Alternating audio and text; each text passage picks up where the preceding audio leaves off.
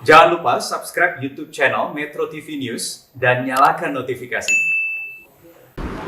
Pemirsa, pandemi COVID-19 yang berkepanjangan juga menghantam dunia pariwisata. Menurunnya jumlah wisatawan, khususnya wisatawan mancanegara dan tingkat hunian hotel membuat pemasukan berkurang, bahkan pemutusan hubungan kerja. Bagaimana data dan faktanya serta strategi pemerintah untuk mengatasinya? Kita cek faktanya bersama rekan Dede Salampesi. Silakan Dede. Ya, Marvin dan juga pemirsa Metro Siang, industri pariwisata adalah salah satu industri yang terkena hantaman COVID-19 setidaknya sampai pertengahan tahun 2020 ini. Bisa dikatakan industri pariwisata kita terjun bebas.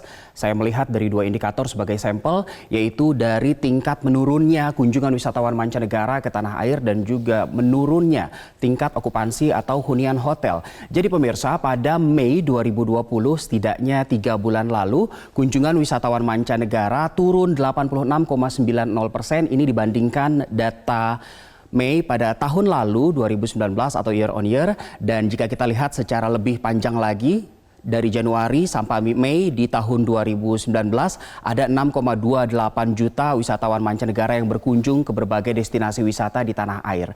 Dan di tahun ini, di tahun 2020 mengalami penurunan sampai setengahnya pemirsa, yaitu 53,36%, karena pada rentang yang sama Januari sampai Mei 2020 wisatawan yang datang ke Indonesia atau wisatawan asing tidak mencapai 3 juta orang bahkan. Ini indikator yang pertama, yaitu menurunnya jumlah pengunjung wisatawan mancanegara atau Wisman ke Indonesia. Dan indikator yang kedua bahwa virus corona ini menghantam industri pariwisata kita adalah tingkat hunian hotel yang juga menurun atau TPK, tingkat penghunian kamar untuk hotel klasifikasi bintang. Kita masih menggunakan data di Mei 2019 tahun lalu, yaitu rata-rata hunian hotel atau okupansinya tidak sampai 50% bahkan, yaitu 43,53%. Dan di tahun 2020, di tahun ini akibat pandemi corona semakin menurun, yaitu 14,45%. Ada penurunan hampir 30 poin di sini pemirsa untuk tingkat okupansi hotel. Dan rata-rata menginap tamu baik itu wisatawan mancanegara maupun wisatawan Indonesia lokal di sejumlah hotel yang ada di tanah air di bulan Mei 2020 ini bahkan tidak lebih atau tidak mencapai 2 hari rata-ratanya pemirsa. Angka ini juga turun 0,07 poin jika dibandingkan pada periode yang sama Mei 2020 di tahun lalu, Mei 2019. Yang menjadi pertanyaan juga dari angka-angka yang tidak mengenakan ini, bagaimana dengan sumber daya manusianya? Bagaimana dengan karyawan hotel? Bagaimana dengan karyawan di industri pariwisata? Kita lihat informasi grafis berikutnya. Karena ada angin segar, tapi di bulan April 2020 ini dijanjikan oleh Ketua Umum Perhimpunan Hotel dan Restoran Indonesia, setidaknya dikatakan pada 7 April 2020 dipastikan bahwa tidak ada karyawan sektor perhotelan yang di PHK. Ini harapan kita semua, namun ini disampaikan pada April 2020. Bagaimana kenyataannya sekarang? Ternyata sudah ada pemutusan hubungan kerja untuk sejumlah karyawan dari berbagai industri perhotelan pemirsa. Kita lihat juga apa yang diharapkan dari Indonesia atau potential loss-nya dari data-data yang sudah saya jabarkan tadi. Dalam informasi grafis berikutnya pemirsa, ternyata Indonesia kehilangan banyak hal, dari kehilangan jumlah wisatawan karena ternyata dalam 1 bulan saja sejak bulan Maret 2020 setidaknya Indonesia kehilangan potensi 1,3 juta kunjungan wisatawan mancanegara. Dan dari bulan Maret sampai setidaknya di bulan lalu, di bulan Juni, sudah ada 4 juta wisatawan mancanegara yang gagal mengunjungi Indonesia di tahun 2020 ini. Lagi-lagi alasannya karena pandemi COVID-19. Sehingga kalau kita rupiahkan, Indonesia mengalami kehilangan devisa mencapai 4 miliar rupiah atau kalau kita rupiahkan 59 triliun rupiah. Angka ini kehilangan devisa hingga 59 triliun rupiah adalah data di bulan Mei 2020. Artinya saat ini angka ini sudah jauh lebih besar lagi.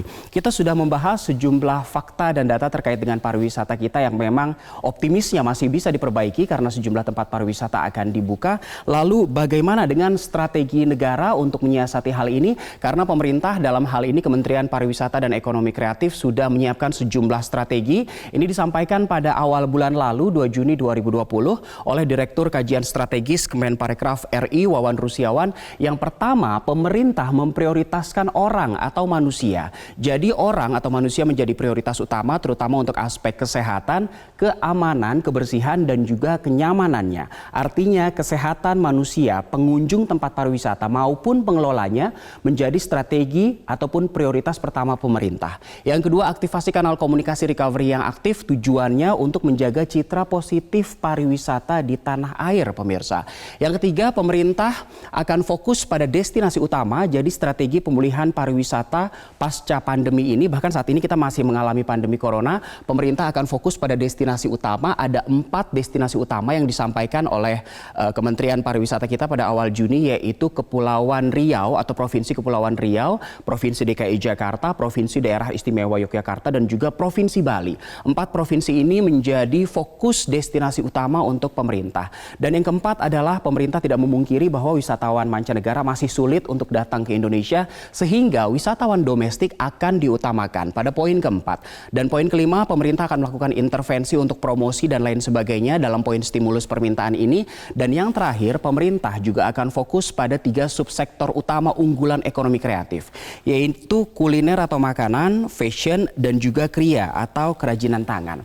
Ini semua terkait dengan inbound, bagaimana wisatawan mancanegara bisa datang ke Indonesia. Lalu bagaimana dengan outbound? Apakah masyarakat kita sudah bisa bepergian ke luar negeri untuk berbagai tujuan ataupun pariwisata?